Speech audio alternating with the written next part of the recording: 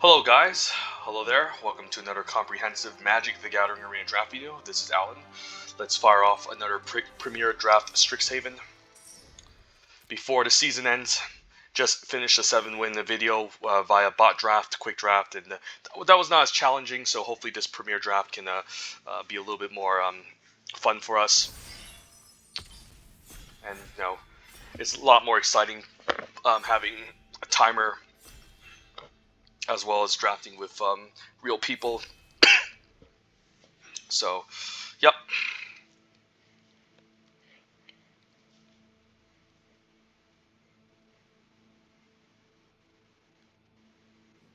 Alright then, pack one, pick one. Premier Draft, Strixhaven. What do we have the fine pleasure of opening? Okay, rare, not very good. It's just a 2-mana 2/1 that can pump itself and trade up. Fine card, but usually the white half you don't really care about. Looking at the uncommons, there's a Practical Research and Rip Apart, which are both pretty good. Mage Hunter is also fine, but it's not something I necessarily need to first pick since there's other 4-drops that are usually same in power level at common. Probably just looking at this Rise of Exodus here as potentially one of the best commons in this set. I think this, along with Heated Debate and Burying Books, are quite good, along with cards like Field Trip and Guiding Voice. But I think it's just going to be an easy Rise of Exodus since we can go multiple routes with this. We can play this in any white or black deck. Whereas I think if Rise of Exodus was in this pack, I'd probably just take the Rip Apart as a fine removal spell, which we could splash. But it has a little bit more restrictions since we need to splash this or play this in a straight up Lore Hold deck, which I'm not sure I want to commit to. Rise of Exodus is just great, 6 mana, exile any threat and learn, so we'll take it here. Pretty a humble first pick. Following up Rise of Exodus, we could take a second one. There's also Hunt for Specimens and Emergence Sequence, which are the other two strong cards. Reduces a fine sideboard card, but not great since the opponent also gets a creature off of it. Following up first Rise of Exodus, probably just going to take the second Rise of Exodus. Hunt for Specimens tend to wheel. People undervalue this card a lot, and I think that's a mistake. This card is definitely very powerful. Being able to just generate a 1/1 pest and learn is really good, but there's a chance we can wheel this later. Emergence Sequence is also really powerful here, and if we take it here, we could just end up Witterbloom or splash a secondary color. Between Emergence Sequence and Rise of Exodus, pack one, pick one, I would probably take Emergence Sequence, since you can just go multiple routes with this card, and just having the ability to ramp up this on turn 2 is quite good. You do need to be base green, of course, but after first picking Rise of Exodus, I think I'm just happy with a second one, and we can be base white or black. Or just take a Killian, play the Mythic Uncommon. Okay, gonna take it here over Lash of Malice. There's also some other great cards like Cultivate, Dina, Lash of Malice, Fractal Summoning in this pack as well. But if we can play Killian in a straight-up Silverquill deck, he's just completely busted, especially with Rise of Exodus. 4-mana Rise of Exodus is insane, and this is one of the best uncommons you can open in the set. Cultivate is also an amazing uncommon. It's basically 3-mana, draw 2 cards, and, splash your colors, find your mana fixing. Combat Professor, also forgot to mention, is also quite good. If we want to stay more open, we take the Lash of Malice, but I think Killian is enough busted in this set that I'm just going to take it here, especially after 2 picks of Rise of Exodus. We want to lean towards Silverquill anyways to make it much easier to cast this. So we'll take Killian. I think pack one, pick one, I would still take Killian over Cultivate, but Cultivate is a really nice, probably the second pick out of this pack. If I was in if this was pack one, pick one. If Killian was in this pack, I'd probably take Lash maybe, and maybe draft stay mono black. But here Killian is quite good. I guess there's also Professor of the Combat Professor if we want to be base white. Okay, it seems like an easy Callous Blend Mage, so it does seem like Silverquill is quite open from what I'm seeing, and that is a good sign because we just got past Killian and Rise to Exodus, but Callous Blend Mage is also a really good 3-drop. Usually 3-mana 2/1 isn't exciting, but the fact that it replaces itself, allows you to draw a card, and can also create an extra chump blocker is pretty nice. Otherwise, we'd be looking at Unwilling Ingredient, Spectre Fens, and Pillar Drop Rescuer. Second best card in this pack is between like Quandrix Pledge Mage and Serpentine Curve. Probably prefer the first Pledge Mage over Serpentine Curve, but this card has also been an overperformer. But yeah, we'll just take a Callous Blood Mage here. Nice rare for our mono black deck for now, or Silverquill deck. And well, the Silverquill cards keep coming. Yeah, we'll take an Inkling Summoning here. Allen Shield Mage and Witterbloom Pledge Mage are also pretty good. You could always main deck this in Silverquill, but Allen Shield Mage is just better since you just want the evasion in the Silverquill decks. But we'll take an easy Inkling Summoning. Easily the best creature lesson in this set. Not the best lesson, but the best creature lesson. Wow, late Lasher Mouse, easily the best card in this pack. Just shock in black, essentially. And yeah, we can even main deck Exhilarating Elocution now that we have Killian, but we'll just take a Lasher Mouse. So Silverquill is really open, and there's even an Arrogant Poet that's an excellent 2-drop in Silverquill. Promising Dust Mage, people shouldn't sleep on this card. I also think it's decent. I don't think it's like an amazing card, but if you have ways to put counters onto this, just having like a 3/4 that can trade off and draw you a card can be pretty solid. But here I'm just going to take an Arrogant Poet because it's more important to have these 2-drops in the aggressive decks over 3-drops. But Promising Dust Mage is also a card I don't mind. And yeah, we'll just take another Inkling Summoning over second Lash of Malice. And then with double Rise of X, this is quite powerful, and Inkling Summoning is just so good that we have to just take it over Lash. Lash is also quite good, but you know, the more Lesson and Learn is just incredibly potent in this set, so we're gonna take it over Lash. But yeah, we're basically fed all the Silverquill cards that we want. Take an Introduction to Annihilation over Stonerise Spirit. Not a big fan of Stonerise Spirit, seems pretty bad. Like, sure, this is a fine target to put counters onto, but if you don't have ways to put counters onto, it's not amazing. It's probably worse than the Promising Dusk Mage if you can put a counter onto this, since the Promising Dusk Mage at least draws you a card. But this doesn't really attack past much, or block well, so take an Introduction in case we need one. And I'll take a Silverquill Campus over Reduce to Memory and Lorehold Pledge Mage, which are also fine, but I think at least our first Campus is more important than taking some of these more questionable cards. And wow, we even wield a Lorehold Pledge Mage. And what's this Dina doing in this pack? I mean, there's a chance we could still end up in Witterbloom if Silverquill's cut off. It's not like the Lorehold Pledge Mage is fantastic. So I'll take a Dina here in case we end up somehow in Witterbloom, but I highly doubt it. And we'll take an Unwilling Ingredient. That's a nice 1-drop. Definitely solid if you can put counters onto this. Pretty insane with Essence Infusion as well. So yeah, it seems like Silverquill is really open, and we just first picked the nice Rise of Exodus, and we got pretty much handed everything that we wanted for the first pack. So this can just be an easy 7-win video. And a late Dina too, so the person to my right definitely doesn't want to draft black, and we cut off black quite nicely too in this first pack. So we'll be doing it again, drafting another Silverquill deck, which can easily 7-0 since it's also just tier 1. Exhilarating Elocution, could see myself playing this with Killian, so I don't actually mind maybe playing a copy, but it's not like a high priority. Still very late in the pack, but ooh, even Promising Dusk Mage. Okay, we're definitely doing it here. And wow, why not a Silverquill command to go along with our Silverquill deck? Sure. If this wasn't his pack, I don't really like Pest Summoning in Silverquills. Professor's Warning can usually wheel, so it's not amazing. So I would actually speculate on the Overgrown Arch if Silverquill command wasn't in this pack, since it's really powerful in the Witterbloom deck, especially with Dina being able to drain the opponent over time. But it does seem like a late Promising Dust Mage was passed to me, and that's more of a Silverquill card, same with the Arrogant Poet, so don't mind just committing to Silverquill. Silverquill command is just an improved Exhilarating Elocution, I think. And then, you know, just have the ability to get back Killian, draw a card, make the opponent sack a creature, blah blah blah, just really strong, so we'll take it. And then, yeah, I don't mind a Silverquill Apprentice as a fine 2-drop. Also, some other good Silverquill cards include Expand Anatomy and Alan Shield Mage. But even though this could be one of the more weaker apprentices, it's definitely not that bad. Pretty solid with flyers, especially if you can constantly enable Magecraft. Just giving that extra pump can be quite solid. Other people were a little bit low on this card, but I think it has definitely improved in my radar. Yeah, I think I'll take it here over the Alan Shield Mage. Expand Anatomy would also be fine, but we honestly don't have too many ways to learn outside of Double Rise to Exodus currently, so we'll take Silverquill Apprentice. Lightning Helix, wow. Probably just looking at this Blackish Trudge as a fine 3-drop here. We do have Killian, which can gain life, and if we pick up some more lifelink synergies with Leech Fanatic, it could be alright. Don't think I need to prioritize a second Campus. Pest Summoning is not great in Silverquill. Reduce to Memory is fine, but kind of boring. One copy of Professor's Warning is also fine.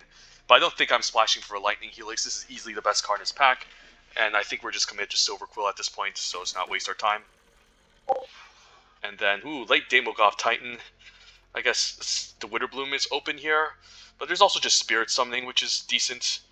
And I think I'm committed to Silverquill. I don't think I want to move out of my way to take a Daemogoth Titan since I just passed a bunch of Pest tokens. I mean, I can still speculate it. It's not like the Spirit Summoning is an amazing lesson to grab. And it's not like we have a ton of learn. So yeah, I'll probably just take the rare for the collection, or just in case we end up in Witherbloom. And there's another Blackish Trudge, but I'm actually liking this Spectre Offense here, giving me a decent flyer on turn 4, which we kind of need. The first Blackish Trudge is fine, but the second one's also could be fine, but we don't have a lot of life gain to get it back. It's just going to be a 4/3 creature that can hit hard, trade off sometimes, which is fine. But I think I'll take the Spectre Offense here. And it does seem like Witherbloom is more open for my right-hand side, but for my left-hand side, it seems a lot more open. I mean, it seems like Witherbloom is more open for my left-hand side, whereas Silverquill is more open on my right-hand side. But either way, I'm still getting past some pretty decent mono-black cards, and Cram Session is a decent way to learn in case we don't pick up Hunt for Specimens, so I'll take it here. And wow, Late Humiliates. There's also Clever Lumimancer, which, I did do a draft video on previously. It's great with triple Guiding Voice, but if you don't have 3 Guiding Voice, it's kind of bad. Here, I just like the Humiliate as a nice hand disruption spell. Can put a counter onto one of our creatures, which is really nice. Definitely seems better than the Silverquill Apprentice, which I wouldn't mind a second copy, but we'll take a Humiliate here. And wow, do I just play 2 copies of Humiliates? There's also Study Break, which I don't mind. Like, the first copy of Humiliate's fine. I don't know if I need to main deck a second copy. There's also Essence Infusion, which is okay. But I actually don't mind the Study Break, just giving us an extra way to learn. And also can be quite nice on offense or defense. And in case we grab another Hunt for Specimens, we could abandon the Cram Session, and the Study Break is okay. So I think I like it. And then we'll take a Professor's Warning. Haven't been too impressed by Star Pupil. Yeah, and I think at this point I'm just committed to Silverquill, so I don't really care about the the rest of the other Witherbloom cards, and wow, even wield the Reduce to Memory. So hopefully next pack, Silverquill is more open, because it seems like the people on my right are drafting Silverquill a lot more highly. But we'll see. Revitalize is very medium. It's better in a control deck. Could still be a Mystical Archive card to maybe just take just for gems. And believe it or not, this card is actually $2, even though it's one of the more unplayable cards in this set, in this limited environment. Lore Mage is not great. I actually prefer taking Silverquill Pledge Mage over it. The D-Spark also isn't great. It's only targets specific mana cost, and usually it doesn't even deal with Fractal tokens, so I think that's an easy pass for me. I wouldn't mind a Leech Fanatic as well, but we could use a good 3-drop being the Silverquill Pledge Mage in this deck. Currently could use an extra 2-drop like the Leech Fanatic too, but I think the Silverquill Pledge Mage is just much better. But D-Spark could be fine, but I still think we take the creature here. Pack 1, pick 1, I think is just heated debate. No debate. And, okay. I guess we can take an Expand Anatomy as a fine lesson we can grab here. Pretty unexciting pack. There's like a Defender Campus, which is very medium. No great Silverquill cards, so we'll just take Expand Anatomy. Although we're lacking ways to learn in this deck. Do I just take a random Tenured Innkeeper as a random 5-drop? Seems pretty bad too. I can also just main deck 2 Agonizing Remorse along with a Humiliate in this deck. It's not like unreasonable, but overall this pack is just awful for us. Do I just need a random 5-mana 2/2 that puts a counter onto a creature? That seems really bad. I think I'll just take an Agonizing Remorse. Move on in my life. And Eye Twitch is solid. There's also Necrotic Fumes, but again, we're lacking ways to learn. But there's also just a Witherbloom Pledge Mage, which gives us a nice 5-drop in this type of deck. Eye Twitch is also very good. And then hopefully we can maybe wheel an Essence Infusion to go along with it. I do like the Eye Twitch here. As much as I like a 5-drop, I think we need to take the Eye Twitch. Just really cheap. Plays well with the aggressive game plan. And then now we're seeing an Umbro Juke, which is a nice 3-drop. Can make a 2/1 at instant speed.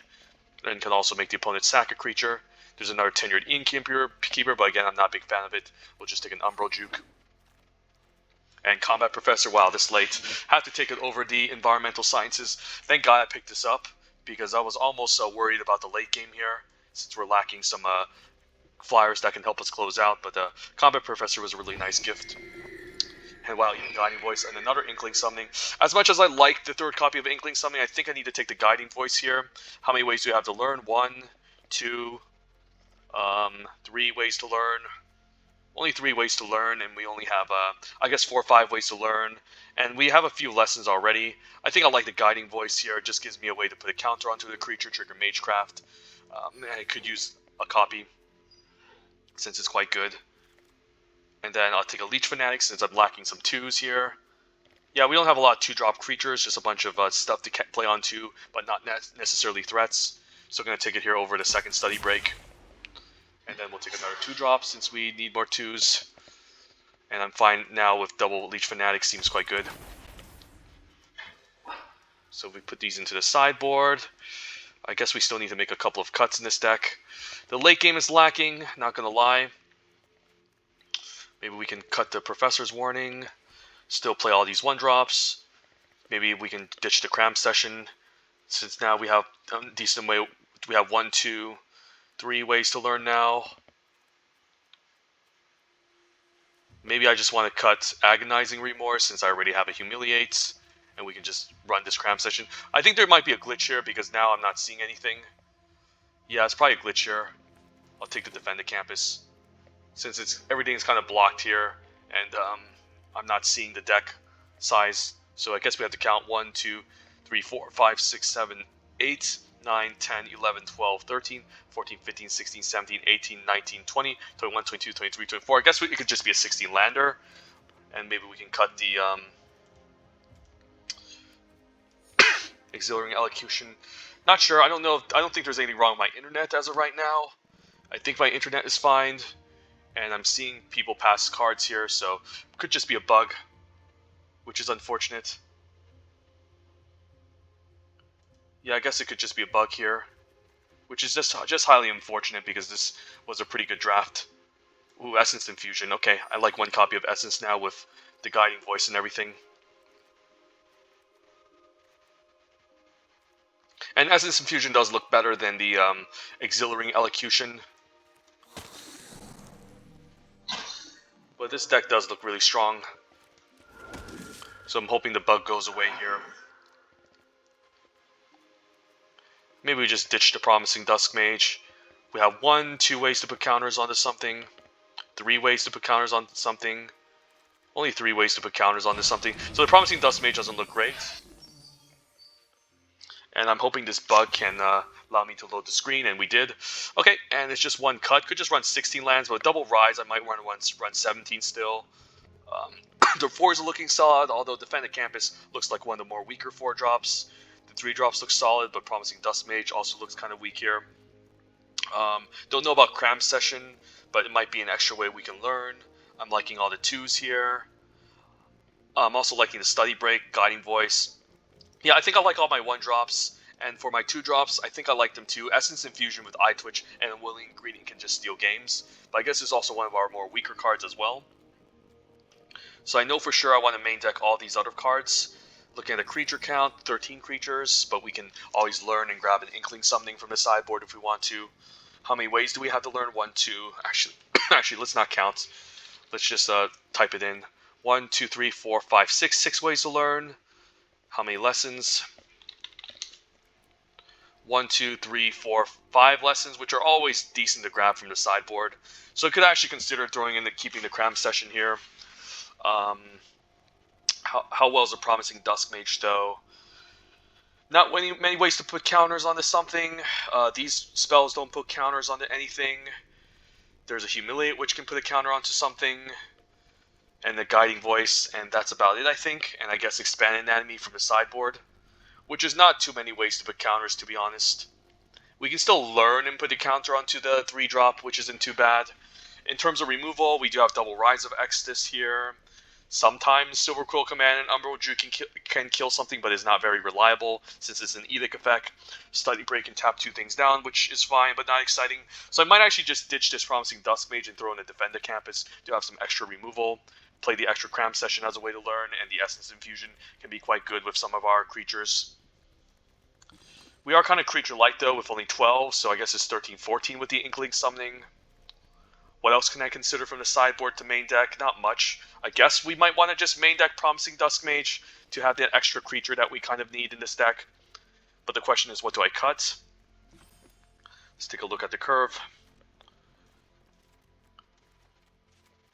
I guess these are more of the non-creature spells. The creature curve actually looks pretty decent. I guess these are more of the top end cards. The Promising Dust Mage, again, there's just not many ways to put counters on it to the creatures. I guess if we count the Umbro Juke as a 2/1 flyer, it can be alright. So I guess we kind of have 15 creatures in this type of deck, which is okay. Some 2-drops to curve out with, but we also have a huge number of non-creature spells here. 1, 2, 3, 4, 5, 6, 7, 8. We have multiple ways to learn already. So 1, 2, 3, 4, 5, 6, 6 ways to learn, and how much lessons again? 1, 2, 3, 4, 5. So that's about right, but I'm not really interested in getting reduced to memory or introduction. I guess I'm only interested in Inkling Summoning and Expand Enemy. So I could actually see the argument cutting the Cram Session on turn 2. I mean, I do like Cram Session into the Inkling Summoning token, but it's not like this develops the board or affect the board states. It gives us a little bit of life to work with, but really Magic is about a game. It's really about affecting the board states, which I think is more important. So I think it could be reasonable just cutting the Cram Session and throwing in the Promising Dusk Mage to have the extra creature. And in that way, I guess we might want to even now consider cutting the Fanda Campus to have an exhilarating elocution to go along with it. Could also be serviceable. But let's see. Let's double check some things. I mean, Humiliate, Essence Infusion, Guiding Voice can still put a counter onto this, though. But it also seems very underwhelming. Unless I cut Defender Campus and throw in an Exhilarating Elocution, maybe that's better. Like, I know this can be an extra utility spell, but maybe we just want Exhilarating Elocution so the Promising Dusk Mage can actually get better here. I mean, this is still a very conditional card. That isn't all that great. So maybe we just try something like this, just curve out with a bunch of creatures, attack, attack, attack, and then pump our threats and just try to close out the game ASAP. The removal department is not great, but we can always learn, I guess, still for an introduction to Annihilation, even though we did cut a learn card, being Cram Session already. The other package I could see is maybe main decking the Cram Session and Defend the Campus, but we're definitely going to be kind of creature light, because now we only have 13 creatures. 14, 15 with Inkling Summoning, and I guess with the Umbro Juke, it's almost like 16 creatures, but I think we need the creature count just to make this deck happen. Could also cut the Essence Infusion, but I guess Essence Infusion is just a better Exhilarating Elocution then, so I could cut the Exhilarating Elocution for it, but the Promising Dusk Mage does get worse. And I do like Essence Infusion with the Unwilling Ingredient and the rest of these spells. And I think we need to run 17 with double Rise of X's at the top end. Otherwise, we're never going to cast a spell. So yeah, maybe we just run something like this. Seems okay. Slightly favoring black, so we could cut a Plains and just throw in an extra Swamp. The crazy thing is, maybe I could cut an extra Plains and just go 11 black. Don't know if it's worth it, though, since we might want 8 white sources here. 10 black sources seems fine with 20 spells. And then we can run something like this. Seems fine. Yeah, let's give this a shot. Not a lot of removal, but maybe we can cheese them out with a ton of damage, and we can always learn for Introduction to Annihilation if we need to. Since Defend the Campus really has gone down on my list, just not a great card. So let's do it.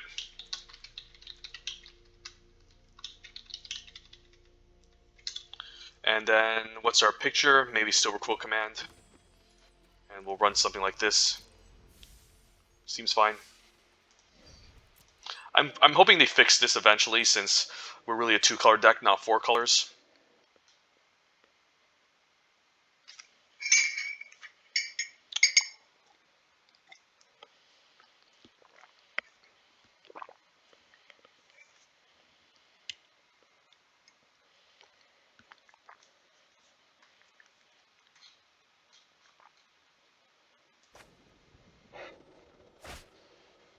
Alright, opening hand, Guiding Voice, Lash. Seems okay. No 1-drops or 2-drops, so we can always play this on turn 3.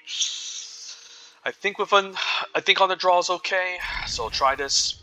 And then we can still shoot down a 2-toughness creature if we need to. Pull up with a turn 1 Adventurous Impulse, so finding white, so he's splashing for it, seems fine.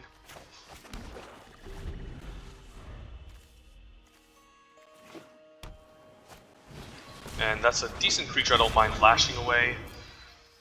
Although it might not be a key threat, so I'm probably just going to pass a turn still. And I guess I can always cast an Eye Twitch to trade with. Don't think I want a Guiding Voice onto it. I mean, I could, but let's just say he Mage Duels this, and that's going to be kind of awkward. I think we're fine saying go.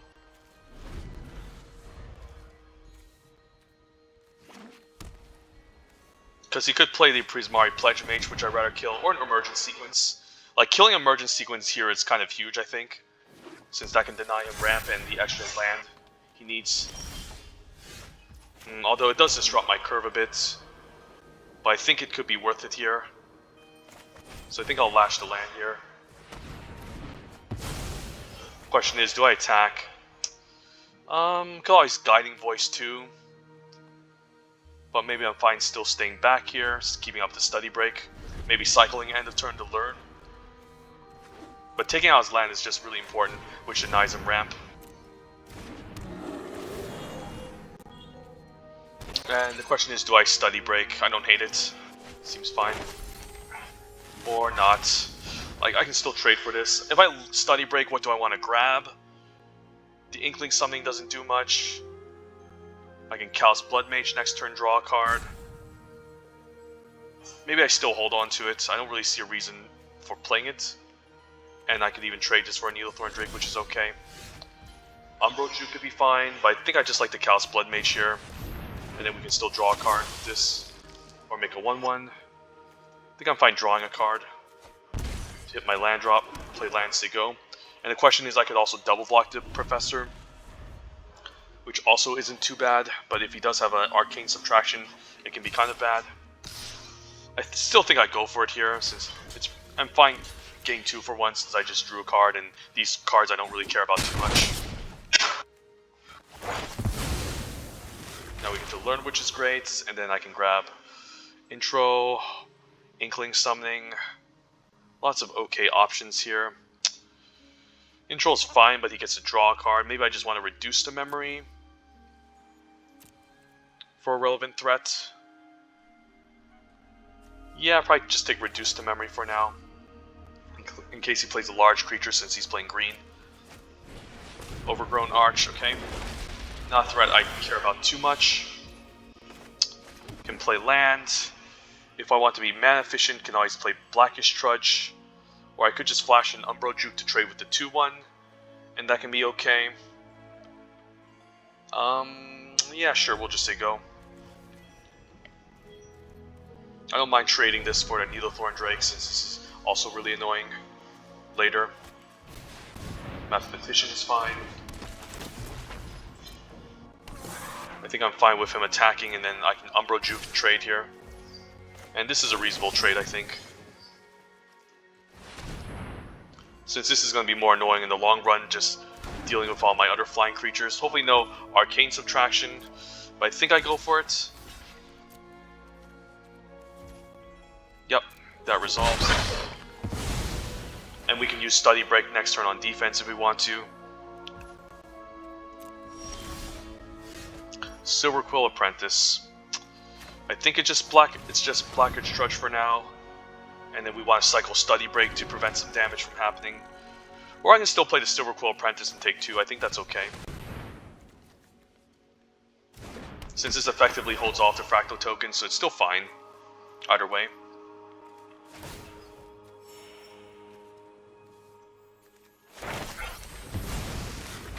Hopefully it doesn't grab a Fractal token here. Ooh, Intro to Annihilation, interesting. I guess he wants to answer the Blackish Trudge. And I'm totally fine with that because I don't have a ton of lifelink to go along with this. I mean, if he wants to, okay, yeah, that makes sense. I guess I still get to draw a card, which is fine. Could always trade, but doesn't seem great. Promising Dusk Mage with a counter onto it seems fine. Yep, I think this is okay. Can always Guiding Voice here. And I could also just target my Silverquill Apprentice and trade for both of these tokens. Don't know if it's worth it though. Can also expand Anatomy, which could also be reasonable. But I think we just want the summoning here. And the question is, do I attack? Probably no need to attack and just say go. And we can still hold off the 2/2 here, so I don't even need to cast Study Break, to be honest. And we can just cast the end of turn to tap down the big blocker, so I think I'll just pass priority and see what's up. That's fine. Can also cast Study Break here. Does that do anything? It makes this into a 3/2. Yeah, that doesn't do much. So I could just pass a turn here. And do I want to cycle a Study Break? Still doesn't seem necessary. I think I'll just take my draw step. Play Inkling Summoning. And then we can still play land and pass a turn. Could Silverquill Command get back maybe Eye Twitch or Silverquill Apprentice and draw a card as well? I mean, it's okay, but probably plan on Study Breaking end of turn. Overall, I'm not really in a hurry. And we can always reduce the memory on a large creature that he cast.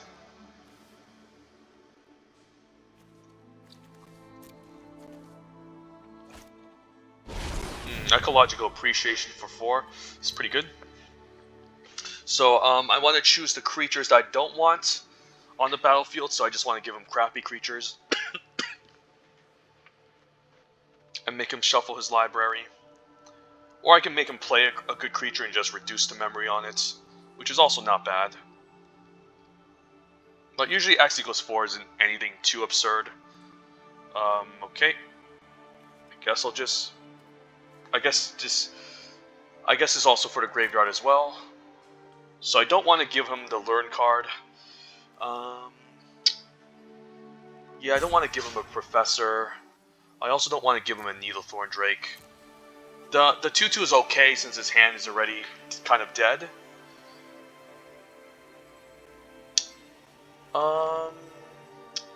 Yeah, we'll give him the Needlethorn Drake here. I mean, we'll just give him the wall and the stupid Quandrix Apprentice. I think that's fine. And I can always just cycle this end of turn if I want to. Or not. I mean, it does allow me to put another 2/1 flyer, which seems okay. So maybe I do, and I can attack. Yeah, I might just want to put him on the clock. So let's tap this down, and let's tap this down. And I could also just attack with these Promising Dusk Mage as well. Grab another Inkling token. And then I could just attack with both, but then I'll lose a blocker. So I guess we'll just attack for 2 in the air. Play another Inkling Summoning. And then, do I want to reduce the memory on the wall? I mean, he's tapped out right now. I can also Silverquill Command and get back something. The wall is going to be a bit of an issue, but it does give him another creature, which can be kind of annoying. So I probably just want to pass here.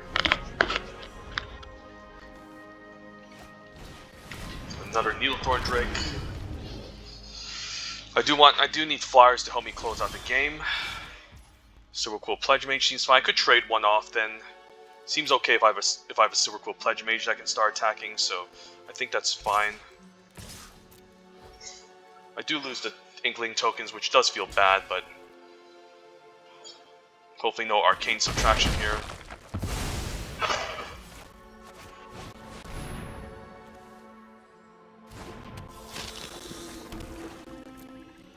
And then we can save everything else.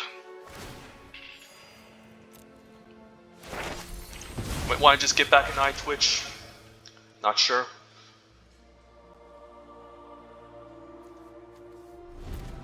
Wow, start from scratch, that's a good one. Taking out my 2/1 flyer. It's pretty good. I guess he wants to take out the Pledge Mage instead, which is also really reasonable. Another Professor, sure. Could also reduce the memory on this.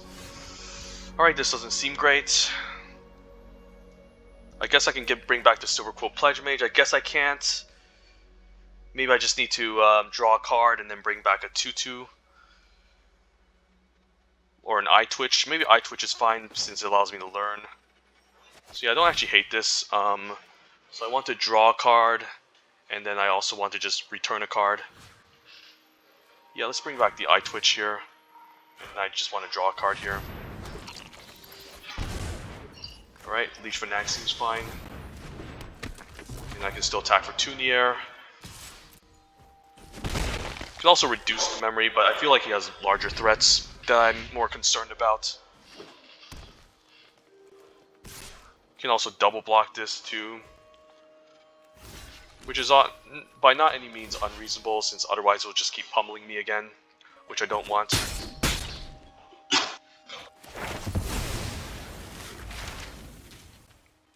Yeah, let's take the expand enemy and maybe put a larger Glock clock on him. Hopefully he doesn't have an answer to my flyer, and I can just keep going to town with this.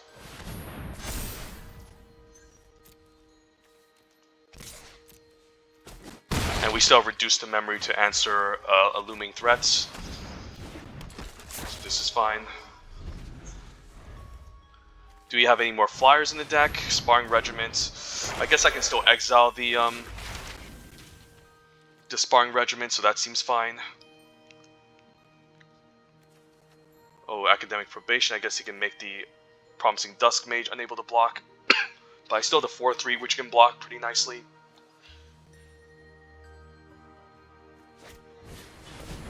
Okay. I can just exile this still. Gets a 3-2, but that's fine. Yeah, let's just use this on this. And I could just humiliate here, why not?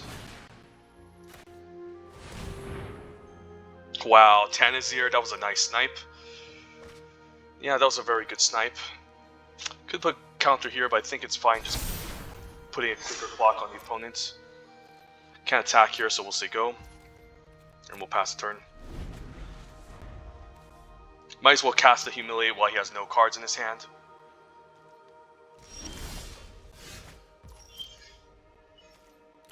And we can cheese him out in the air. And the Promising Dust Mage has actually been doing a lot of work. If I scry on my upkeep, can I still cast a spell? I think I can. Yeah, I think I still can. No, I guess I can't cast the Rise to Exodus, so I think I'll just take my draw step here. And then still attack for 5 I mean. Force the opponent to go all in next turn, get some good blocks, and then win the game with my 5-4 flyer. And then we can also just scry end of turn. So he needs to go all in this turn, otherwise he's just dead, I think.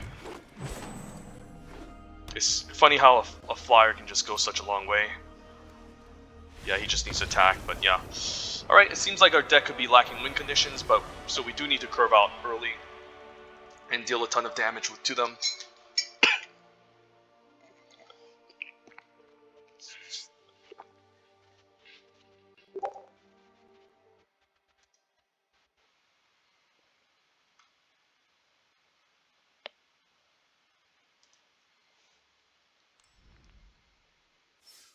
So that was a pretty grindy first match.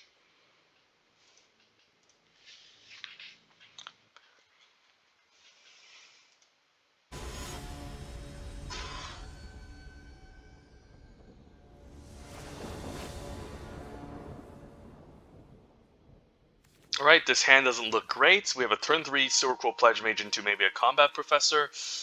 On the play though, I think we still have to keep.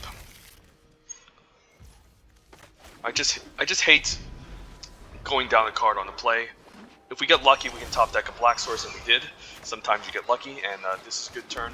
We can Leech Fanatic, eventually just humiliate and enhance the Silverquill Pledge Mage. But this is a nice turn 2 play. I also wouldn't mind trading here. Hunt is okay. We could also snipe the Inkling token from his hand as well, which can also be pretty problematic later if he decides to play it. Expand Anatomy is also very annoying. But I mean, let's say he puts a counter onto this. The thing is, I still have a flyer that can start clocking him, and I can still Combat Professor and trade the Leech Fanatic, so I think it's okay. I think I don't need to humiliate this turn. I can just cast a Silverquill Pledge Mage and curve out. And if he decides to enhance this and attack me for 3, that's also fine. I can Combat Professor, Leech Fanatic can gain Okay, that's a busted card. Alright, I might have to just trade this for the 2-1.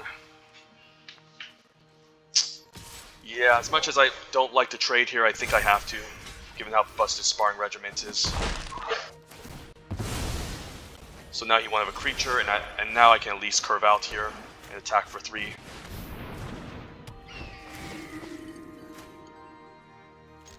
So it's going to be a race. A Hunt for Specimens token traded for my 3-1 Pledge Mage. That's so good. I guess we can play everything out, so I can play the Eye Twitch. I guess I can't play everything out. I'm fine casting Humiliate here and putting a counter into the Eye Twitch, so it also just becomes a threat. He can cast a Flunk here. Eliminates, fine. Ooh, Selfless Glyph Weaver. Shock, wow, all these cards are great. Intro is also great. He's never going to cast any of these red cards, so I think the Selfless Glyph Weaver can go. And we'll put a counter to the Eye Twitch, even though I know he does have a Shock. I think it's fine. Could have also placed it on the Combat Professor to deal extra damage. But if he's unable to cast spells here, we're good. And even if he shocks our Eye Twitch, we can still learn a flyer here. Mila is pretty busted. Okay, I guess we just want to kill him as quickly as possible. And I think I want to give the Combat Professor Vigilance in case he top decks the Exile spell. Yeah, we just need to kill him quickly in the air. And then we'll just take 3 from Mila and we can swing back with all and try to kill him next turn. Since that should be lethal. Yeah, if he expand anatomies and attack, then it's just lethal because I can give this flying and menace, so there's no need to block this. And we got him. Sweet.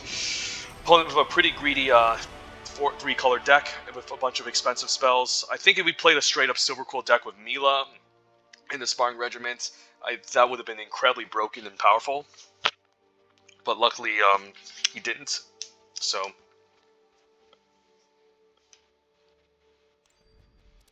the Humiliate really helped a lot.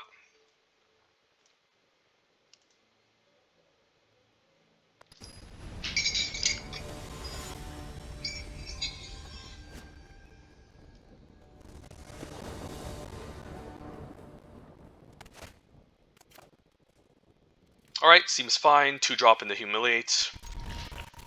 Opponent's on the draws. So, yep. We're just going to take the slow approach here. Although he did just play an Archway common.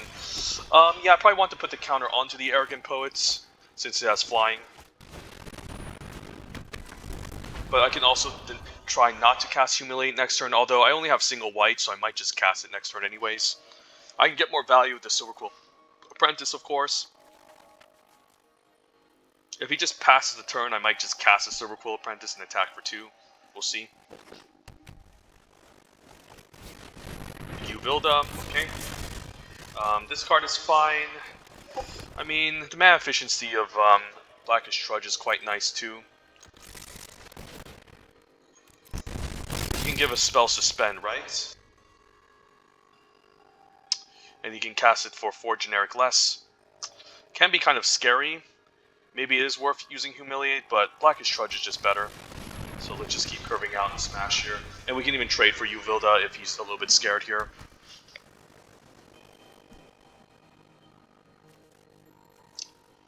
White mana would also be great, allowing us a double spell. There's a Pledge Mage, which can trade and block pretty effectively. Silverquill Command, that's also very interesting too. Can make him a sack a creature and give a creature flying. Or draw a card. I might just cast Silverquill Command, but I'm a little bit scared of this 2 mana here. Exhilarating Elocution doesn't seem great if there's a Prismari Pledge Mage, so I think I actually cast a Silverquill Command here. Make him sack a creature, and then we want to give a creature one of our creatures flying. And then we'll make him sack a 3/3. Hopefully no negates, but I'm still fine trading the Blackish Trudge for the Prismari Pledge Mage. I guess he can put a counter onto a creature on one of his spells, and then sack the Uvilda. Okay, just a snow day, so that's going to take a while to get going. But we're going to deal a ton of damage here, being 9. So I think we go for it. Yeah, 9 damage. It's not often you see this.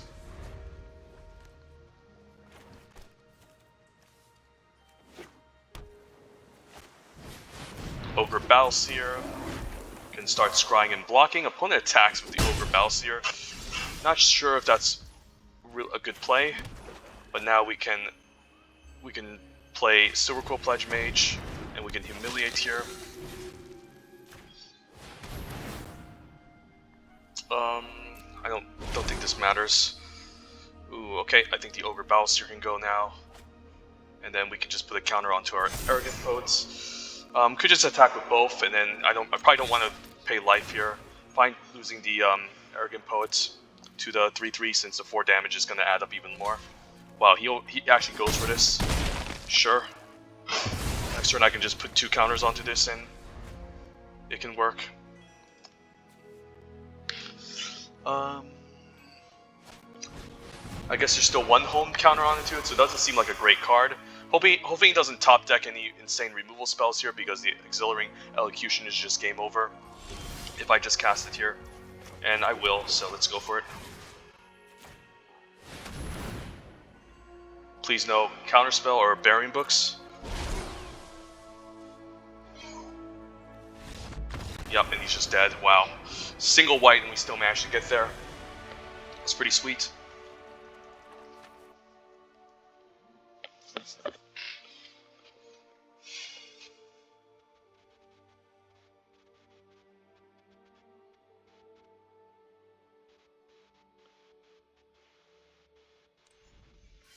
So currently 3-0, let's keep this up.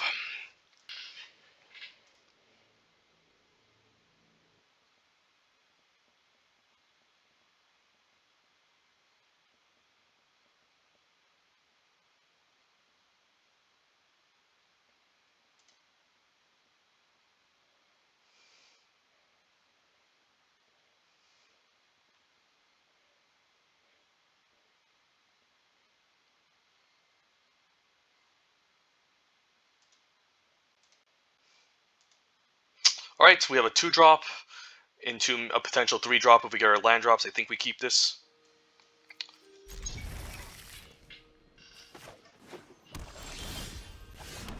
Just need to hit our land, and then that would be nice. And we're also on the draw, so higher chances of hitting a land here. I think I'm fine trading Leech Fanatics too. Could always play a Promising Dusk Mage, but I mean, I guess this is some sort of Rakdos build. Yeah, I'll block this. It's going to be a little bit annoying in the future. If he puts counters onto this, it's going to be worse for me, so I think this is fine. I don't really want to Umbral Juke into this 1/1 token. So now what? Interesting decisions. We have 3 interesting 3-drops we can play. Promising Dusk Mage can attack past a 1/1. We can always Silverquill Pledge Mage, give it flying next turn with the Umbral Juke. Could always Callous Blood Mage to maybe try to increase our chances of getting a land drop as well. Very interesting choice. Maybe it is just the Silverquill Pledge Mage or the Promising Dusk Mage here. And I can just attack for 3. This will keep his 1/1s back, but I mean, we don't have counters to put here. This is fine. I think we just go for the Silverquill Pledge Mage. We can even base the Umbral Juke, make a 2/1, and then just attack for 3. If I get a land, though, it's going to be a little bit worse, because I might just have to play out the Spectre of Fens to be mana efficient. The opponent even attacks, sure. Okay, so I might just have to play the Spectre, take 3, and then go from there. It's just important to curve out. This is going to be a little bit annoying since it can drain me, but maybe I can give Flying and Lifelink on the same turn, and that can lower the clock.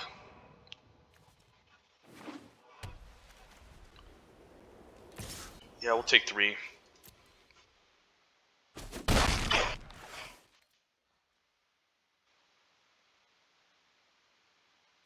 Okay, heat debate, sure. So land is good, so now we can 3-drop into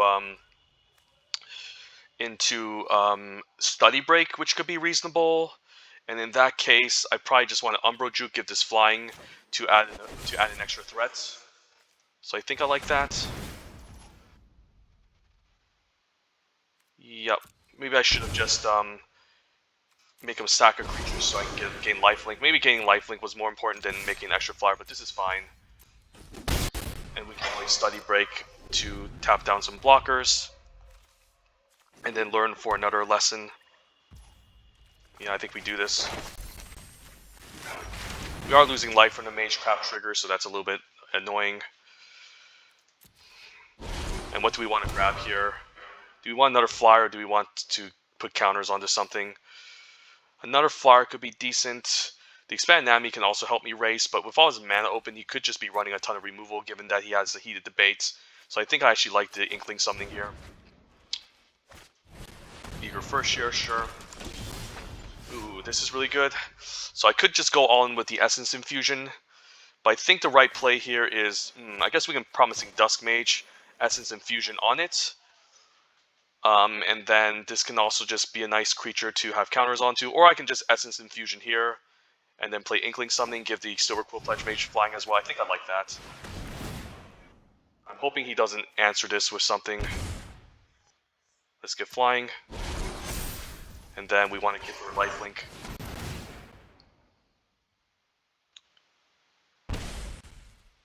And then hopefully we can deal 7 and stabilize.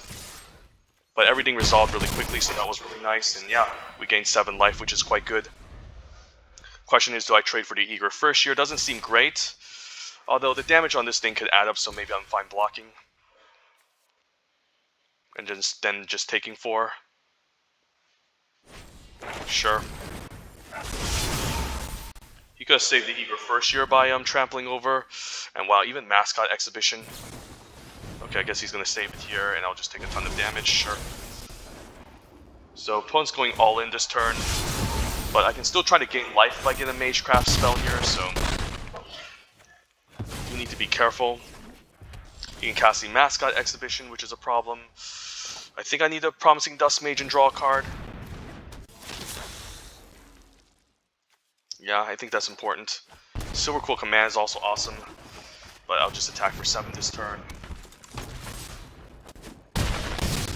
We can still take 4, maybe cast Silverquill Command, and then make him sack a creature. I mean, I could still take 8. I guess I'm forced to chump here, which feels bad, but I mean, I could always double block and kill something, but I think it's better to just chump because I don't think we'll be winning anyways next turn unless a miracle happens. So a removal spell would be great off the top. Humiliate. What can that do for us? I guess I can give 3 creatures flying with the Silverquill Command, that's lethal, so I guess I can cast Silverquill Command here. Give my creature flying. Make him. I don't think I want to make him sack a creature because he's just going to sack a token. I think I want to return a spell then, I guess. So I can give this flying now. Bring back a Leech Fanatic. Give the 3/1 flying as well. And then just attack with ball, and that's lethal. Really close match, but yeah, we got there.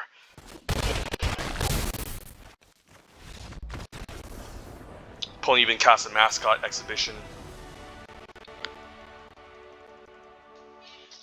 And was pressuring us with the Mage Hunter all day, but sometimes a 4/3 flyer can just steal games, so yep, that was good.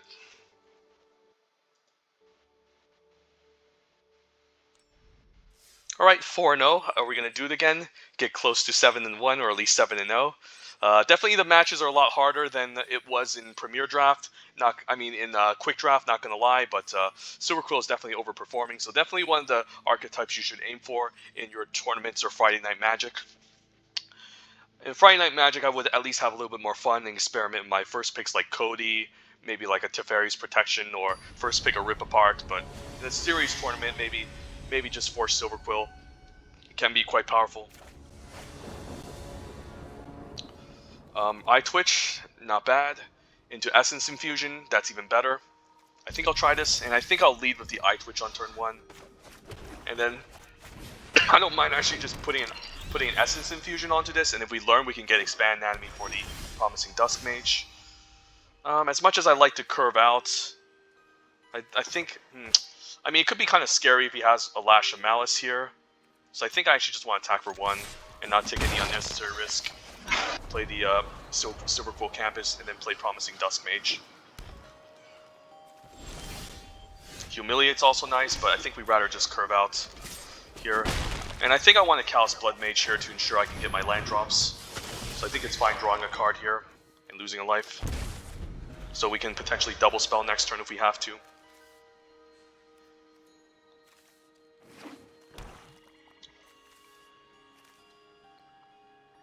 Although it's kind of awkward not putting a counter onto this, but I think it's still okay. So what we can do this turn is we can play land, cast a Humiliate. Ooh, all these cards are very good. Mage Duel, Essence Infusion. Essence Infusion is kind of scary with Mortality Spear and Blood Researcher. Yeah, all these cards are really good. I guess the Essence Infusion and Mage Duel are kind of annoying. So if I put 2 counters onto the Callous Blood Mage, let's see, the Mortality Spear is also a bit of a problem. Lots of interesting choices. The Essence Infusion, I think, could just be the biggest problem here. Because he can just gain a life and then cast this for cheap, or cast it and cast the Mage Duel. So I think it's actually the spell that has to go here. And then do I just put a counter on the Callous Blood Mage? I might want to put a Callous on the Eye Twitch, or just move it around, in fact, to diversify. Because Mage Duel is a little bit annoying here. Although it's not really that bad. Yeah, I might want to just diversify here.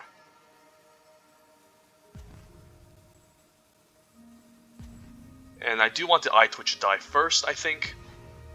Since it can just grab me another flyer. So yeah, you know what? This is interesting. Let's actually just put a counter here. And let's Essence Infusion here. And then find offering to trade.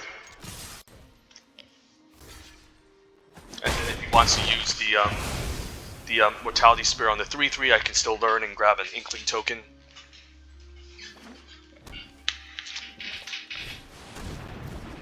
Can also Rise of Exodus on this.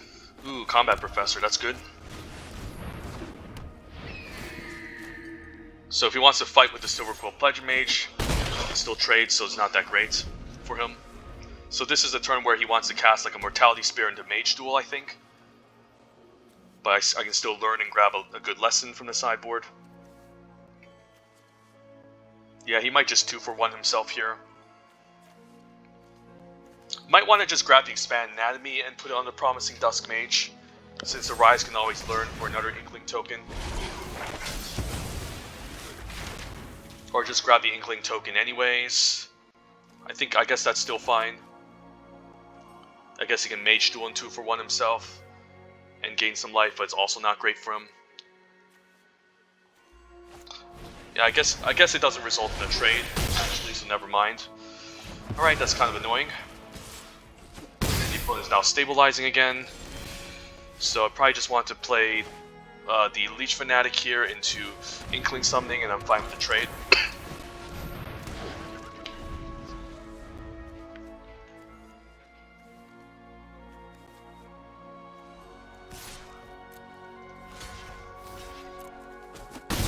That's a pretty decent trade for me, not gonna lie. You could have a Harness Infinity that I should be a little bit scared of. Double Blood Researcher, it's pretty good. But, I mean, I think a Promising Dusk Mage or Silverquill Pledge Mage is fine here. Although Promising Dusk Mage can allow me to double block, so I might want to stay back here since I'm not really in a hurry to race. Since I'm fine double blocking a Blood Researcher if it gets out of hand. We can Exhilarating Elocution on the Promising Dusk Mage. I guess I might want to play out the Silverquill Pledge Mage first. And then I guess I'm fine attacking for 2, keep this back still. And I'm fine trading off the Pledge Mage if he attacks. Ooh, Rise of Exodus is also good. Could Exhilarating Elocution here and attack. Maybe maybe that's okay since the Rise can deal with something larger. So I think I like this. And then we can also just get this flying. Pump the team, and I'm fine attacking ball, since I should be ahead in the race. And we can also rise and try to kill him next turn. Spectre, I think I want to exile that over the Blood Researcher. Lash of Malice is really good. Yeah, I think I just want to rise the Spectre Fens, right? That should be lethal.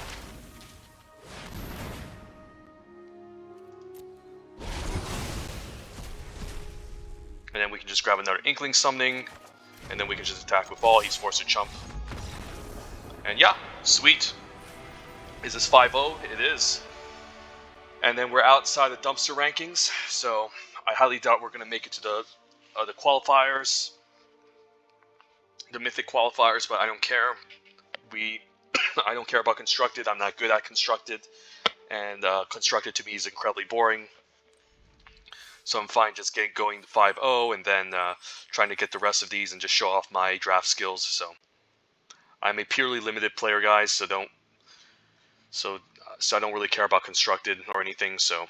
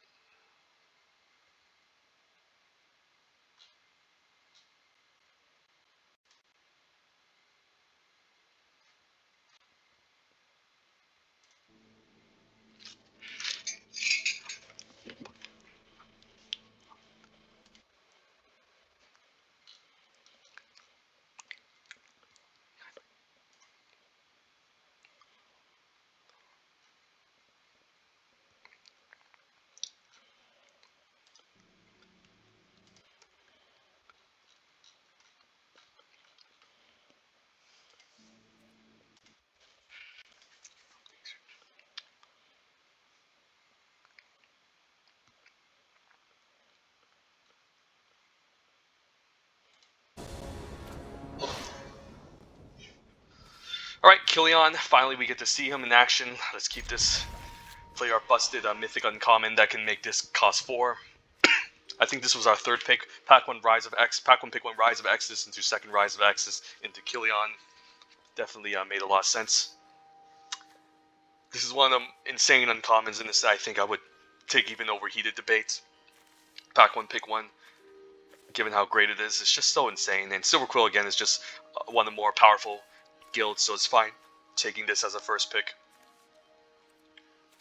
Like, usually the rule of thumb is you want to stay open, but if there's like an Environmental Science, Heat Debate, or Barian Books, I would still take Killian over those. I'm not sure if I would take it over like an insane rare, like, of course, like Mascot Exhibition or Sparring Regiments, but Killian is definitely insane, so we'll just leave with him on turn 2, and hopefully see if the opponent has a Lash of Malice to answer this. If not, it's almost game over. Alright, he does. Alright. We still get to leave with a Promising Dusk Mage at least. Just apply all the pressure. Land would be great to bring out the Combat Professor. Question is, do I even mind trading this? I actually don't mind trading for this. I don't get to draw a card, but trading for this seems okay. And then I can also just put a Leech Fanatic here and trade for the Silverquill Pleasure Mage if I want to. And this is also a reasonable trade here as well. He does get to gain the 3 life, but this is going to become a nuisance later. And I can't pump this and swing back, but he could just play a bigger effective blocker and trade. And this is a pretty premium common, so I think it's fine trading here with the Leech Fanatic if he attacks. Sure, he can instant speed and gain 3 life. What would be annoying is if he can give this indestructible though. But I think I have to go for it here.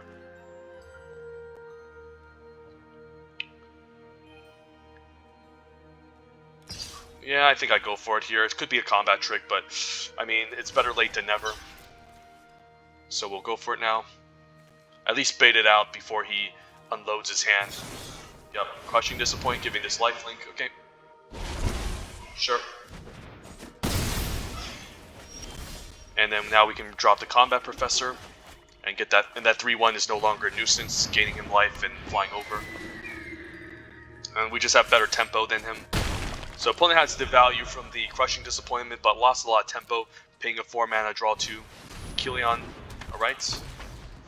I need to kill that. Unfortunately, I don't have enough mana. I think I just attack with both. Could study break here. But I think it's reasonable to pump this up and attack.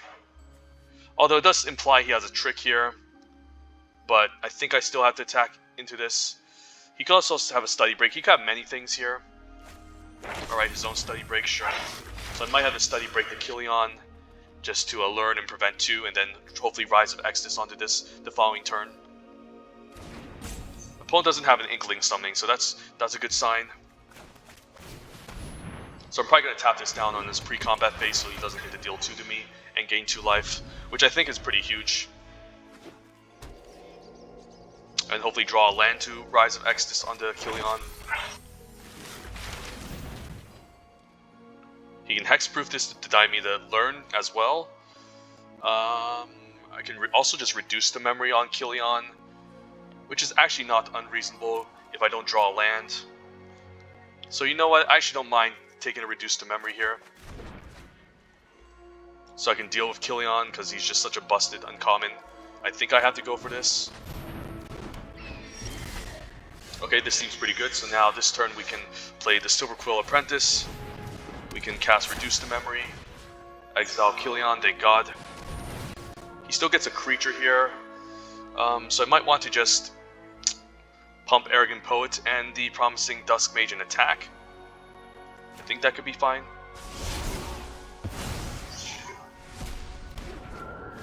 I think I'm fine with the trades here. Like, it doesn't seem unreasonable. I don't need to really give this flying, because the combat pressure is just too good to lose here.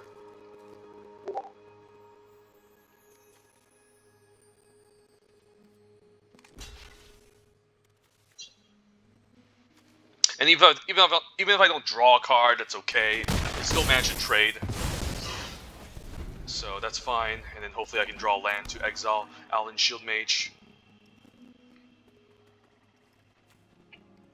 If he wants to cast this, I mean, draw a card increases my chances of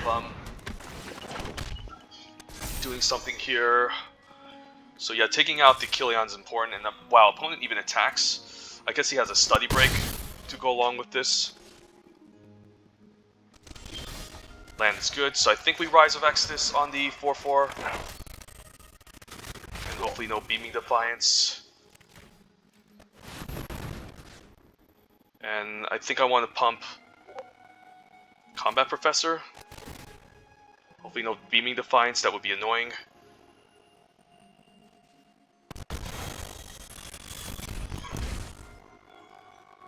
I guess it's Beaming Defiance time. And I do lose a ton of life from this, so that doesn't feel great. What's this, a study break? I think it's a study break. Beaming Defiance. Okay, so he had it all along. At least I can exile here, and then I could maybe grab an Introduction to Annihilation, or I guess Expand Nami could just be better to allow my Combat Professor to attack past the opponents. And then yeah, we'll just pump the Silverquill Apprentice, and I'm fine attacking and not paying the life here.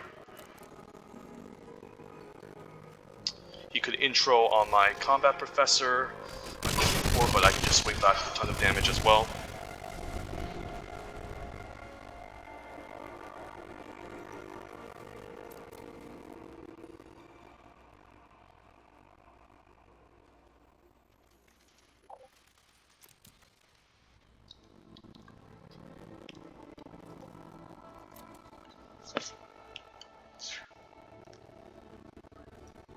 So I took 3 damage from this Beaming Defiance, which was really backbreaking. Okay, I think that was the right choice for him to do. And hopefully I can draw into some goodies after this turn. No Lash of Malice, please. Yeah, I'll take 4 and then swing back for 4 as well. And yeah, hopefully I can draw into something good next turn, because if Lash of Malice resolves, I'm probably just going to concede here. Yeah, I think it's Lash of Malice. Yeah, good games. Yep, I'm not winning this. Alright. Couldn't get the 7-0, but Beaming Defiance, double Lash, got us. And we're back in the dumpster ranks. Alright, could never 7-0, but maybe we can still 7-2 or 7-1. It's hard to get 7-0, and I haven't gotten 7-0 in a long time. But, you know, we'll just keep trying. In the meantime, the deck is still good, and we can still get to 7 easily with this deck. But the opponent just had too many instances.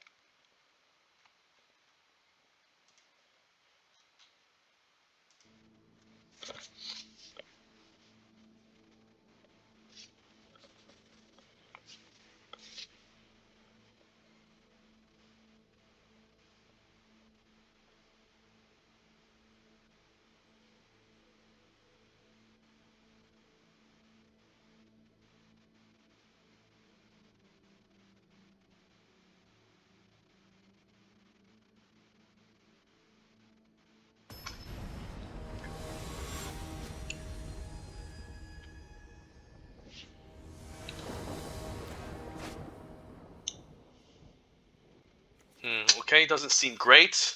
We're on the play though. We can speed out a Umbral Juke, maybe put an Essence Infusion onto it. Silverquill Command can also do some work. I think we'll try it here. More of a defensive hand since we have some Edict effects, but it could be fine if the opponent doesn't lead out with a crazy turn. And we can always make him sacrifice on turn 3. On a Quandrix Apprentice, I think it's worth it. Latch of Mouse would be great too, but I think we need to make him sacrifice now before he draws a land. So I think this is okay. And then maybe we can leave with Spectre of Fens instead. Okay, and I think we leave with Spectre. Can see a reject maybe. Can always cast Silverquill Command to make him sack a creature and then have us draw a card. And I think that's a reasonable creature to make him sack. Could also Essence Infusion and attack. Let's say the opponent has a removal spell. I mean, Silverquill Command is pretty good on this board. I think I'd go for it.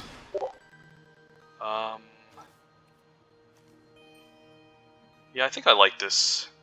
I can also pump my creature, but I think the value is more important.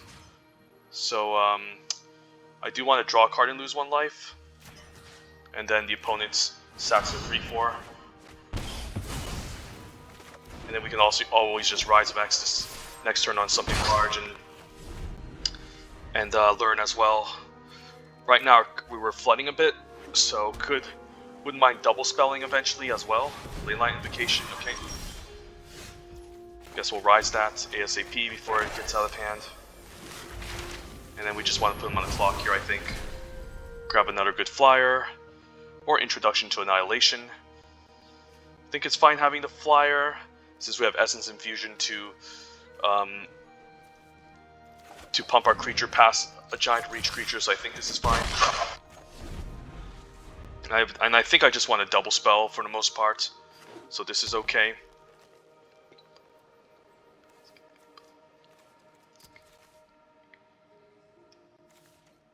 Opponent could bounce this with a Burying Books. I actually don't mind that as well. And then I can even activate it if I want to, just to get some value.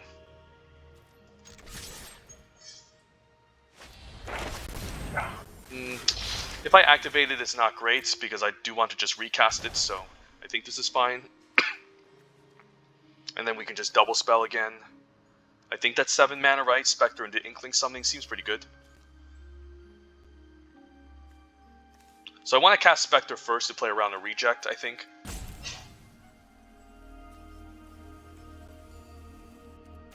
That's fine. So yeah, that's nice. We can double spell now. And opponent could negate this, but I'm supposed to play it, I think. Yup, Eureka Moment. Hopefully no giant Leyline Invocations again. So I can only hope to cheese him out in the air while he tries to kill me on the ground. Next turn we can Essence Infusion and also activate, which is quite nice. I think I like that. Ooh, even Guiding Voice. He might be more inclined to just bounce the token. But I want to Essence Infusion on the Spectre, to be honest. But maybe it's still better to Guiding Voice on the Spectre. I think that's okay. And it's probably a Burying Books I'm going to be seeing here. Can reduce the Mary, but I think I just want to put out more flyers. I think I attack with both. And probably see a Burying Books here. On the token. Big play. Yeah, that's really annoying. Sure.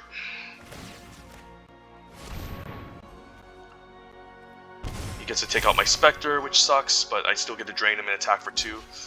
Not ideal, but I think we have to attack really, otherwise we're never gonna win. So hopefully he just doesn't have another Burying Books, which can be really annoying, or some more removal. I'm actually fine if he plays out a large creature because we can just gain some life and start swinging back again.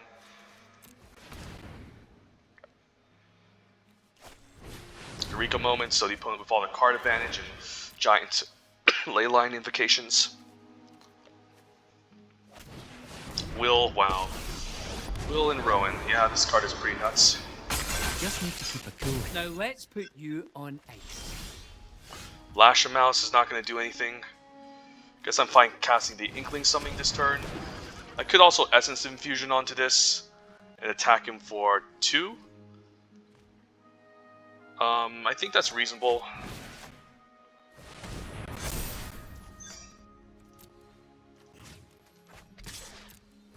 Just so he doesn't pick up the loyalty. Are you aggressive? He can still +1 on one of my tokens, but I can maybe kill Will if he doesn't draw anything else. But definitely another close match here. Opponent with 3 triple Eureka Moments, wow. And now a Scourge Colony, this is bad. Yeah, this is really bad. The opponent just has a real insane Quandrix deck. So never 7-0, unfortunately. Yeah, never 7-0. Just all the bad luck in the world, but it is what it is. Sure. You need to sit this one out. I think we're just dead here. Maybe we need an introduction to Annihilation.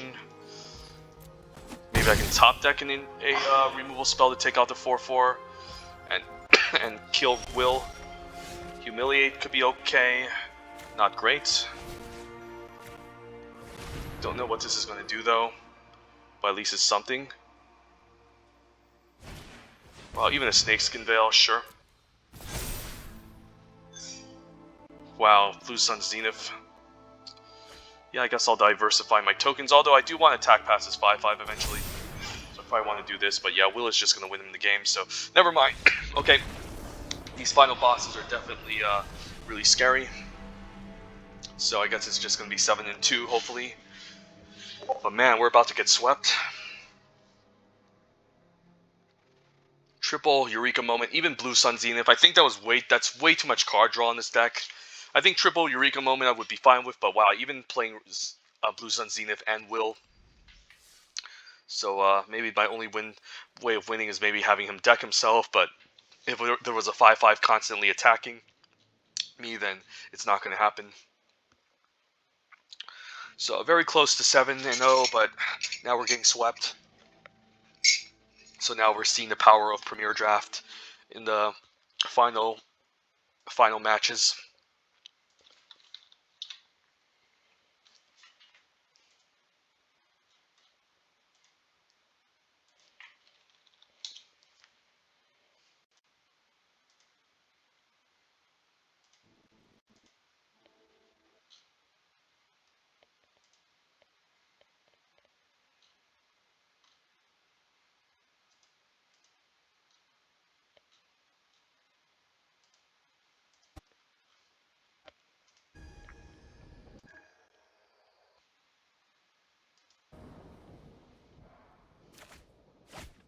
Ooh, Killian, okay, we're doing it again. Can Killian catch a break? We'll see. Find out in the next episode. Alright, let's do this. Turn 2 Killian into turn 4 Rise of Exodus, maybe. Could play around Lash. Is it really worth playing around Lash? Maybe it is. You know what, let's play around Lash. Let's cast Bleach Fanatic instead. If this resolves quickly, then he doesn't have Lash, so I can safely play Killian in the future. But, you know, I think this is still fine. Like, I'm fine still trading a creature if he plays something here, and if he doesn't have anything, I still attack for 2. So it's actually not too bad playing out the Leech Fanatic to play around a Lash of Malice, since I'm still guaranteed to get in for 2 and gain 2 this turn. And we can always keep up our Umbro Juke, and hopefully get a second Plains to double spell eventually. Ooh, Callous Blood Mage though. Yeah, we'll play this instead. Increase our chances of getting our land drop. And we definitely want to draw a card and lose a life. Just want to keep digging through the deck to hit our land drops. And Silverquill Command is also pretty interesting as well. We can get in a huge hit, or we can draw a card again and make him sacrifice a Blood Researcher. I'm actually not against that. Could also Killion and Silverquill Apprentice as well to set up a better turn. Therefore, the Silverquill Command can cost even less next turn. Or I can just do it now. You know what? Let's actually take it slow. Although, this can be annoying if he plays another creature and sacks it, like a pest token, so maybe I'm supposed to do this. Do I want to draw cards? I actually want to draw cards here. I also want to deal a ton of damage. How much damage are we going to be doing? 6? I mean, 1, 2, 3, 4, 5, 6, 7? 7 damage is a lot. So maybe it's worth dealing the damage here. Yeah, I think it's worth dealing damage. Let's go for it. I guess I want to pump my Leech Fanatic, never mind, so... Yep. So we want to pump this, and we want to make him sack the Blood Researcher. And attack for 7. Because the Blood Researcher can again just get out of hand. And then we just want to apply a ton of pressure in the early game. Especially with all the life he just gained from Cram Session. Land would also be reasonable. We can Silverquill Apprentice into the Umbral Juke. And pump a creature in attack as well. You could cast a Restorative Outburst, I guess. Spectre, that's a pretty reasonable creature to also make him sack. So I don't mind this. We can play the Silverquill Apprentice. We can cast the Umbral Juke. Make him sack a creature. And then we can also pump the Leech Fanatic. So this is the power of being on the play. Just having the ability to keep up Edict effects. Or attack.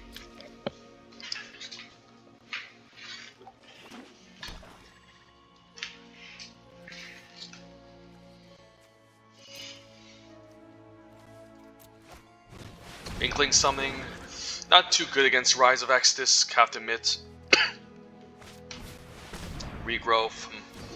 I could do something cheesy here, but I won't. I guess I'll just attack with Vol here and then just play Killion and Silverquill Pledge Mage. Fine with the trades on the Leech Fanatic. But I think he should be more inclined to kill the Silverquill Apprentice, since that can just pump my... And then now we'll have a 4-mana Rise of Exodus next turn plus a Silverquill Pledge Mage, so this should just be game over.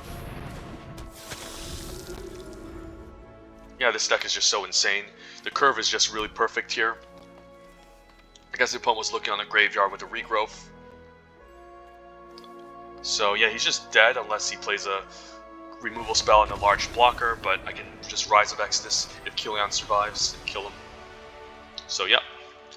Alright, 6 and 2. Just need one more win. Very close to 7-0, but we got swept the last 2 games against 2 insane decks. But yeah, luckily the opponent didn't have too much defense in the early game. So 6 and 2, let's do this. Got another get another good 7-win video here, showed off on the channel. I think this deck should be Silverquill never 7-0, since we were close, but never close enough. Alright, Lash, Leech Fanatic. I think I like this on the play. Definitely a keepable hand.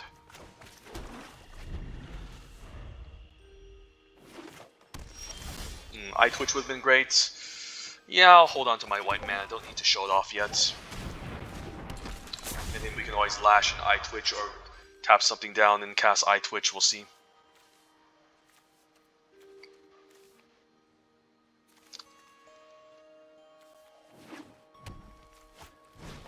That's a pretty reasonable target to Lash, I think. A little bit mana inefficient, but I think Lash here is fine. And then we can always just cast a Study Break. To tap 2 creatures down instead in the future, so I think this is okay, and we can still cast a Spectre next turn.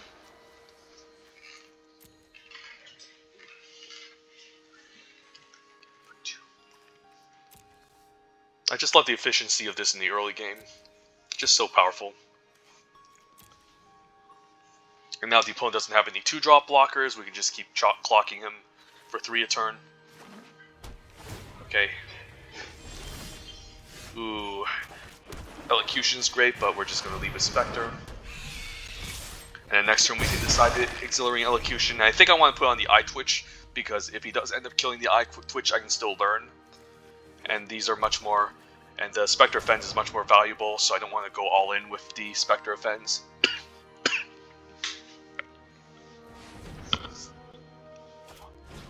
Quadrix Apprentice. Sure. So probably seeing the rest. Ooh, on the Auxiliary Elocution. That was really solid. So the question is, do I even want to study break on the Quadrix Apprentice? I actually don't hate it. But I actually don't mind training the Leech Fanatic for this too, since that's also very annoying. If I get Lando, I might study break so I can Eye Twitch the same turn. I guess now with the Callous Blood Mage, I'd rather play that instead, so let's see. Maybe we're fine playing out the Callous Blood Mage here. And then I'm fine losing a life, drawing a card. Guiding Voice, that's insane. I guess I want a Guiding Voice on Leech Fanatic or the Eye Twitch. I think on the Eye Twitch is better. I'm fine offering to trade for the Quadrix Apprentice. Grab another Inkling Summoning, and then we can just attack for 4, guaranteed. And then this forces him to trade for the Leech Fanatic, which is good for me. So he doesn't draw a bunch of lands.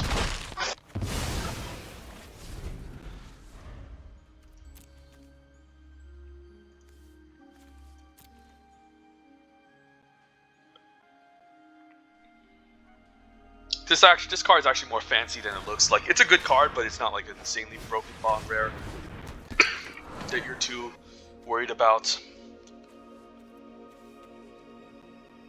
The fact that it drew me a card into a Guiding Voice was really powerful.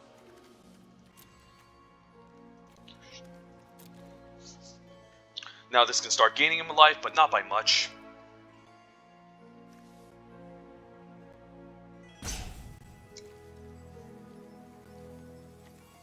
Opponent's thinking of playing this untapped or tapped and taking some extra damage, I guess.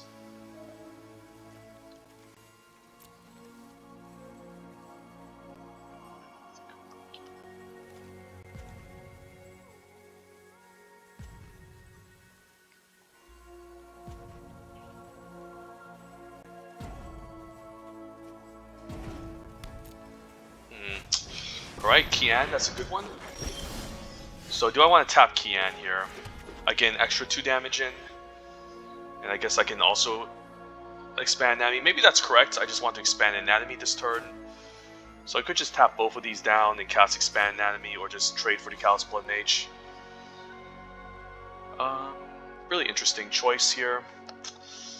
How much should I get in? 1, 2, 3, 4, 5, 6, 7, 8. So I can put him down to 3. I think it's worth it here. And then I want to grab maybe Expand Anatomy, or I guess Introduction could be reasonable, or Reduce. Or maybe just another Inkling token. Maybe Expand Anatomy to speed up the clock can be quite nice. And yeah, we just put on the Eye Twitch because this eventually becomes a win condition. And then fine attacking and putting him down to 3.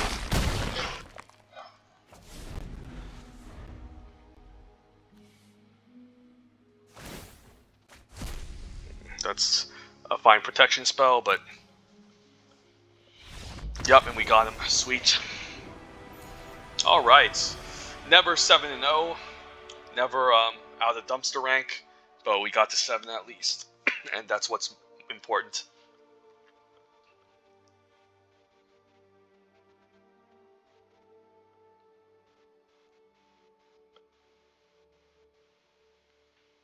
I guess we're not pros for the set. So never get 7-0.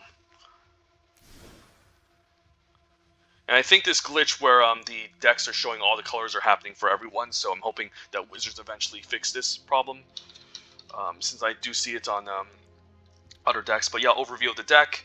just a really solid curve out of creatures, a decent, 2 excellent 1-drops, 2 excellent cheap removal, 2 excellent cheap spells here. Guiding Voice as a great way to learn, and Lash as a powerful removal spell. Study Break was also pretty solid. And we have a decent amount of 2-drops for this deck as well. Essence Infusion didn't get to pull off the turn 1-drop into Essence Infusion in this game, but still, the 1-drops of Guiding Voice were still pretty good. And then, yeah, the 3-drops were also really exciting. 4-drops, didn't see Exhilarating Elocution as much. I guess in one game it was pretty insane, so same with the Silverquill command, and then the double Rise of Exodus at the top end was really solid. So yeah, not a bad Silverquill deck. Again, it's just like the previous draft. It's not like an insanely busted deck, but definitely quite powerful. So I'm quite happy with this draft. Even though we could never get 7-0, we still got 7-2. So again, shows the power of Silverquill and why it's still considered a tier 1 archetype in Strixhaven.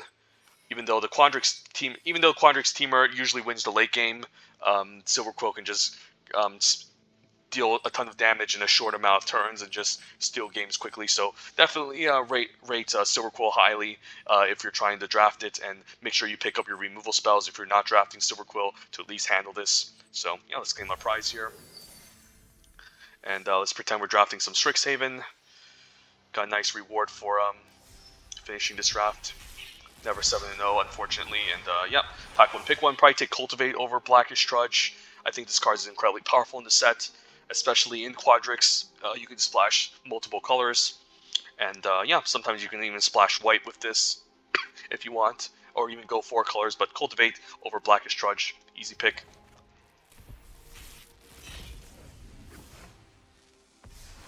Yeah, I would take Flunk here. Removal is just important, and this is just 2 mana, kill mostly anything.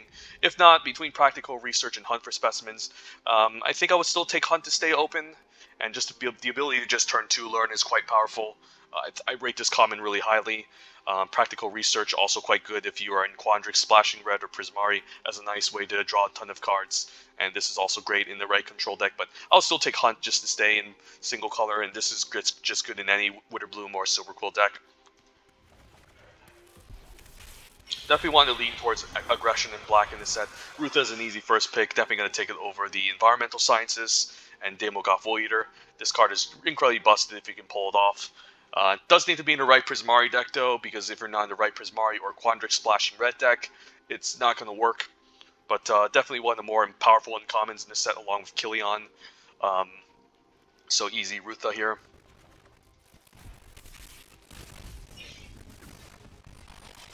Okay, Lightning Bolt is pretty busted, easy first pick. I would love to splash this in any deck, and just 1 mana deal 3 is really powerful. So probably just going to take the Lightning Bolt here as efficient removal. Between that and Rutha, I would still take Lightning Bolt over Rutha. Kazmina is a really fun first pick. I don't think this Planeswalker is busted, but I also don't think it's bad. I think it's pretty strong, since if you just leave this unanswered in a couple of turns, you can just gain a ton of value by scrying and also just generating fractal tokens. Keep in mind, you can also just make 1/1 chump blockers with Kazmina all day. So this is quite a solid card, and definitely a card that I'm happy to first pick. If this wasn't his pack between Quandrix Pledge Mage and Hunt for Specimens, I think Quandrix Pledge Mage has higher upside than Hunt, since it's just a threat that can grow over time. And you can play this in more decks than black, since you can play this in any green or blue deck. Whereas Hunt, you're limiting yourself to a black deck, but still a very good card as well. Opt is also reasonable. Usually I do see around the pod Opt Wheeling as a mystical archive card, and I think that's a bit of a mistake, because this card just pairs so well with the Magecraft triggers from Pledge Mage and other creatures. So yeah, but easy Kazmina. Our Mythic, which isn't busted, but still a very good card. Another Lightning Bolt, okay. So I guess we opened up most of rares, now we're seeing duplicates, but yeah, anyways, thank you guys for watching this draft video. Could never get to 7-0 with Silverquill, but yeah, we got close. Just lost. If we didn't lose the 2 games when we were at 5 wins, and we just faced against the last final 2 opponents, we would have gotten 7-0, but it's definitely very difficult. But regardless, this draft was really fun, and Silverquill is great, so yeah. Anyways, thank you guys for watching this video, and hopefully you guys hope that I can produce more draft content here It's going to be a little bit boring though, since I'll be drafting that bit Strixhaven on Arena. So I might take a break, and since I'll be more focused on Modern Horizons 2, which is going to come out, and I don't really want to go on Modo, so maybe it's not until Dungeons and Dragons where we see a new set. But anyways, thank you guys for watching this video, and I hope you guys enjoy the rest of your day. Have a good one. Bye.